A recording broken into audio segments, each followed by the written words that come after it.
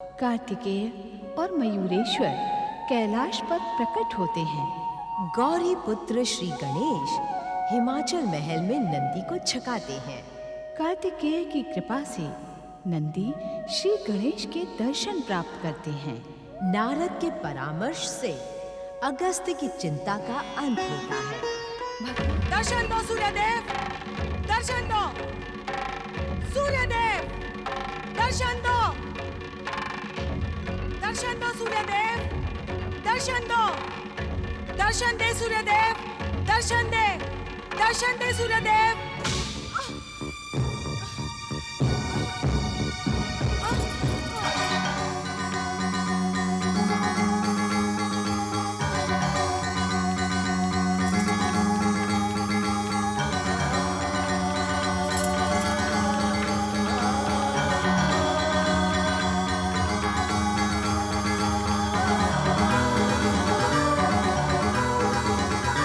मैं नहीं जानती थी कि आप इतने अधिक निष्ठुर हैं सूर्यदेव।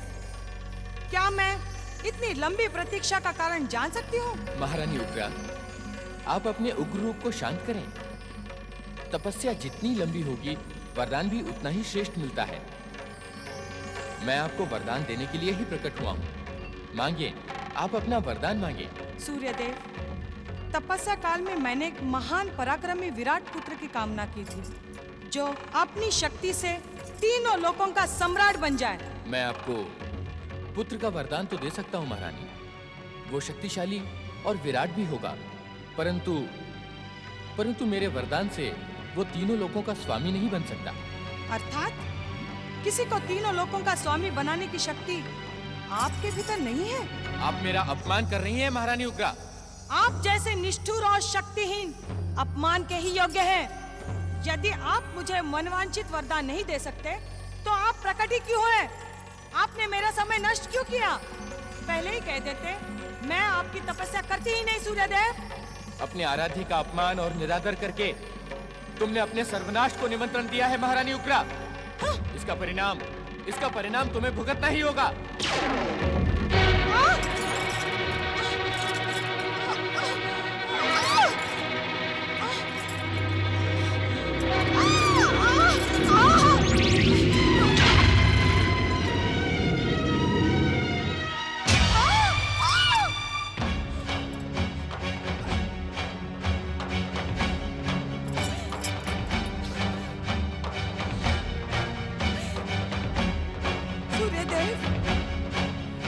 मैंने आपसे पुत्र मांगा था, परंतु ये अग्नि का गोला देकर आपने मेरे साथ भयानक छल किया है। इसे मैं अपने साथ नहीं रख सकती। इसे अपने साथ रखने का अर्थ है अपना अपमान, और मेरा जन्म अपमान और निरादर सहने के लिए नहीं हुआ है। सूर्यदेव, मैं आपको कलंकित करने के लिए आपकी तपस्या के प्रतिफल रूपी इस विष का अभित्याग कर दूंगी।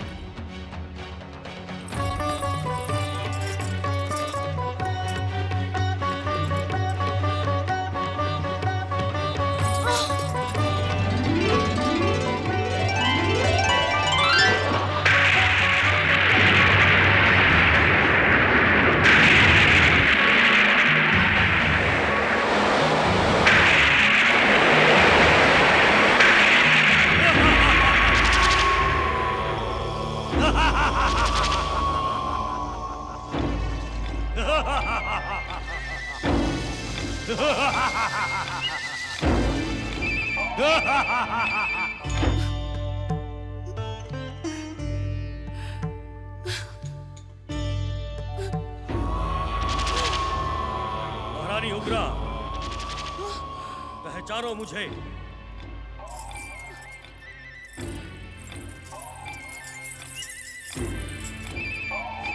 मैं तुम्हारा वही पुत्र हूं जिसको जन्म देते ही तुमने त्याग दिया था।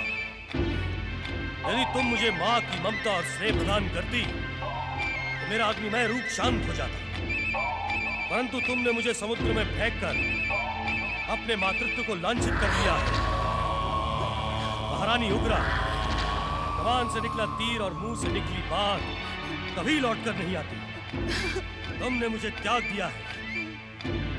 अब मैं तुम्हारा पुत्र नहीं हो सकता। नहीं नहीं पुत्र नहीं, तुम्हें लौट कर आना होगा। अपनी माता की भूल को क्षमा कर देना होगा। असंभव, महारानी उग्रा, असंभव।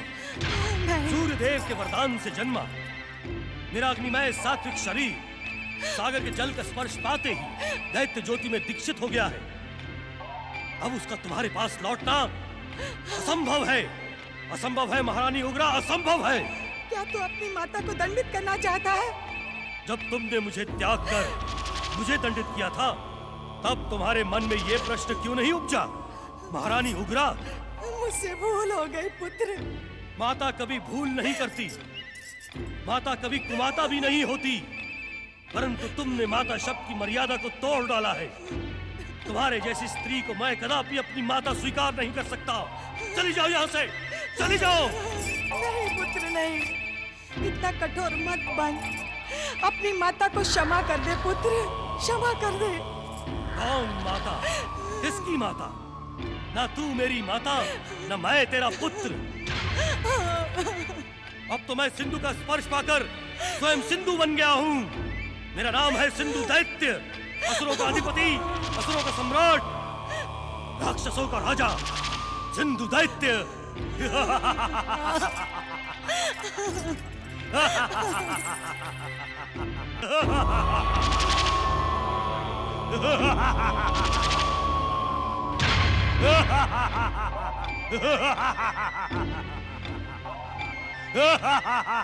देवगुरु, ये किस दैत्य के अट्टहास के स्वर हैं?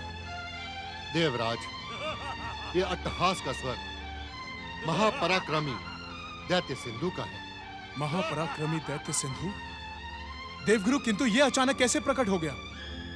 देवराज, दैत्य सिंधु दैत्य महारानी उग्रा की उग्र तपस्या का परिणाम। उग्रा की तपस्या अर्थात? नारायण नारायण। देवराज इंद्र, महारानी उग्रा ने अपने आराध्य भगवान सूर्य की तपस्या के समय भगवान सूर्य देव का अपमान किया था।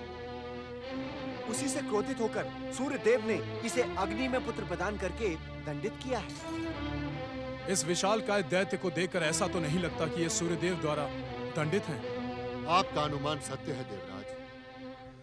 सूर्य देव ने इसे अग्निमय रूप प्रदान किया, परंतु माता उग्रा की घोर तपस्या के कारण सिंधु के जल का स्पर्श पाते ही यह भयानक दैत्य का शरीर पाने में सफल हो गया।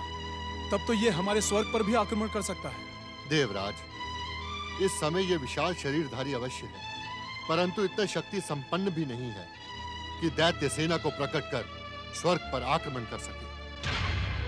नारायण नारायण।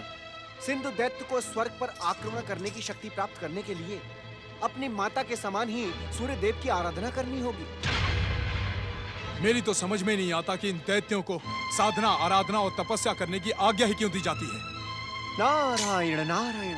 देवराज इंद्र, ये प्रश्न करके आप संसार की व्यवस्था पर ही प्रश्न चिन्ह लगा रहे हैं, जो आपके हित में ना होगा। आप सत्य कह रहे हैं देवऋषि। किसी भी दैत्य या असुर को देखकर मैं स्वयं पर संयम नहीं रख पाता। ऐसा परामर्श दें जो मेरे हित में हो। नारायण नारायण।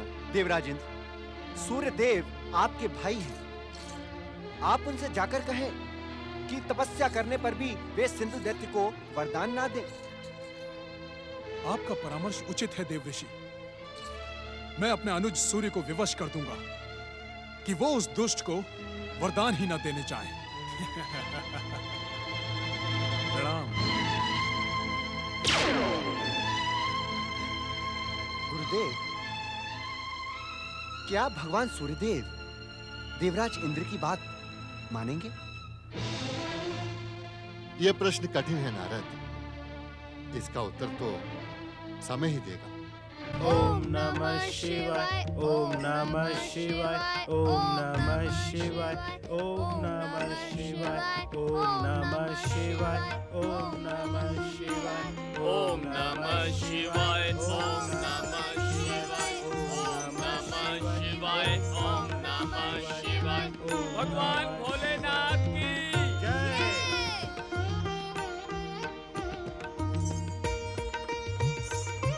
महादेव, हिमालय राज ने माता पार्वती और भैया कुमार कार्तिकेय तथा श्री गणेश को वहीं रोक लिया है।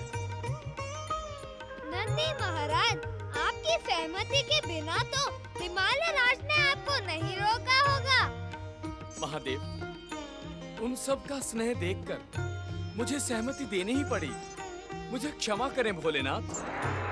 ओम महागणेशाय नमः। ओम नमः शिवाय। ओम मयूरेश्वराय नमः। नारायण नारायण। हे भोलेनाथ, महारानी उग्रा की उग्र तपस्या के कारण सूर्य के वरदान और दंड स्वरूप जन्मे सिंधु दैत्य ने भयानक रूप धारण कर लिया है। हे भोलेनाथ, मुझे लगता है कि ये सिंधु दैत्य इस संसार में उथल-पुथल मचा देगा।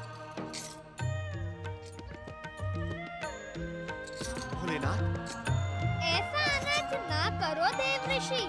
महादेव की समाधि में बाधा डालना आपके हित में नहीं होगा। जो आज्ञा मयूरेश्वर। ओम नमः शिवाय नमः।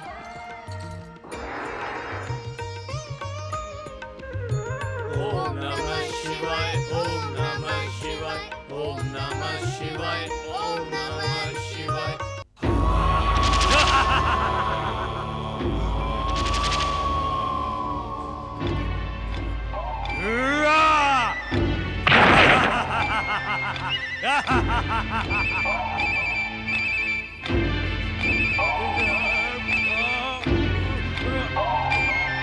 मैं इस संसार का सबसे पराक्रमी दैत्य सम्राट हूँ। मैं अपनी शक्ति से सबको मत डालूंगा। जो भी मेरा विरोध करेगा, मैं उसे तिनके के समान मसल डालूंगा।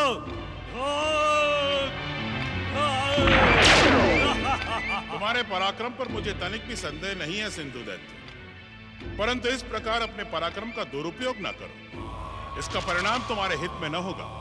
महापराक्रमी सिंधु दैत्य को परिणाम का भय दिखाने वाले कौन हो तुम? क्या तुम्हें अपना जीवन प्रिय नहीं? सिंधु दैत्य का क्रोध तेरे जीवन का अंत कर सकता है मूर्ख। सावधान सिंधु दैत्य, तुम ये मत भूलो कि इस समय तुम दैत्य गुरु शुक्राचार्य के समक्ष खड़े हो। एक दैत्य होने के कारण मेरा आदर करना तुम्हारा कर्तव्य है। कौन गुरु? किसका गुरु? ना कोई मेरा गुरु, ना मैं किसी का शिष्य। दैत्य, असुर और राक्षस जाति में जन्म लेने वाला हर प्राणी मेरा शिष्य होता है। तनिक स्वयं को देख और मुझे देख। जब तू मेरे समान ही नहीं, तो मेरा गुरु कैसे बन सकता है? ओम नमः शिवाय। ओम नमः शिवाय।